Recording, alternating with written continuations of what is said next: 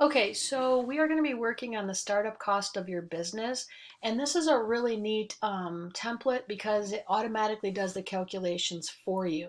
So when you're going through, you're going to just plug in wherever there's a white box, you're going to plug in your numbers there. So the very first thing you're going to look at is it says salary of the owner or the manager. So that would be you, obviously, and perhaps your partner too. So as a business owner, especially for a new business, you typically would not make a lot of money up front. In some cases, you'd make very little amount of money because you're trying to get your business launched. So be very careful with the amount of money that you're giving yourself. And this talks about monthly expenses. So how much would you like to get paid per month? For this example, let's just say that you're a sole proprietor and you're going to get paid $2,500, right? So $2,500 a month, and you notice that it does the calculations on this side. All other salaries and wages. I'm going to pretend like maybe I'm Allie's Threads where I work by myself, right? So if I'm working by myself and I don't have any other employees, I'm going to leave that blank. Where it says rent, for the rent, you're going to use how much you're going to pay for your business per month. Now, if you're an e-commerce business and you're working from your house, that would be a $0 amount. But here, let's just pretend like maybe you're going to pay, I don't know, let's say $500 in rent per month, right? So then for advertising, you're a new business and you're going to want to advertise a lot.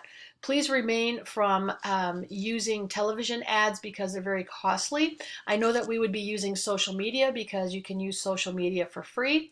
And then you might want to do some mailers and things like that. So let's say per month you might spend, I don't know, let's say $150 or so. And you're going to keep doing that all the way down. Now here it says delivery expenses. That's going to be for any products that you're paying to have delivered. Supplies. When we talk about supplies, we're talking about things that you need in order to make your business successful. So maybe you need to have thread, maybe you need to have boxes or bubble wrap or something like that. Your phone expense, yes, you're going to want to put your phone expense in there. How much does it cost to have your phone per month? Other utilities, if you're paying other utilities. Now, if you're running it from your house, you can prorate if you want to. And prorate means take a small amount of whatever your overhead expenses are, like your heat, cable, internet, lighting, and so on. And then for insurance, like I said, for business insurance, you might want to say about $25, $30 per month. Taxes are typically taxes on your sales, which is what you would be paying. And then interest on it, you don't have to fill out. Um, let's just leave taxes and interest off because that would be the easiest thing to do right now, considering that we're a brand new startup business. Maintenance, you probably won't have any maintenance just yet unless you have a building that needs to be renovated. And then legal and professional fees. When you're starting up your business, of course, you're going to have some legal fees. So be sure that you add in how much the attorney is going to charge you. Typically, you're going to have to pay, like $100 an hour. So keep that in mind. And that's going to be your monthly expenses. And then anything miscellaneous that maybe I'm not covering that you're going to have to include. So you would put that here. These are going to be your monthly operating expenses. And then down here, this is the one-time cost. So you're not going to be buying these things all the time. So let's say that I make pizzas, for example, and I'm going to need to have a brick oven put in. So that would be my equipment for the brick oven. Or maybe I need to pay for lighting to get my business up and running. If I'm a sewing machine, for example, would go in there. Or if I have a shoe store, I'm going to need to have fixtures to put my shoes on and so on. So you're only going to pay for it one time, but these are your startup costs for your business, so we need to know. And then any decorating or remodeling that has to be done to the business in order for you to be successful or start up, you're going to put that cost in there. And then equipment and fitting installation charges. So let's say I am a pizza guy, right? If I am making pizzas, I may have to pay for the installation of the ovens.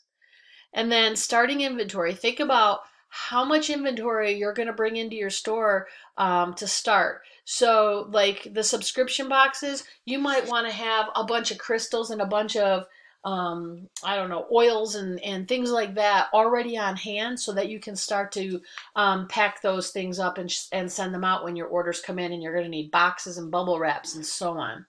And then public utility deposits, you'll always have to pay at least a month of deposits ahead of time. So think about that for your cable and your internet and your lighting and stuff. It might, let's just roughly say $100 for each one.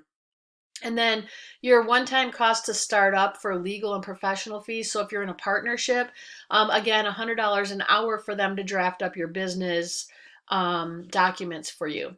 And then licenses and permits, of course, businesses do require that. So look under, like go to Google and type in license or permit to run child daycare or whatever your business is, and just get a ballpark figure and put that in there.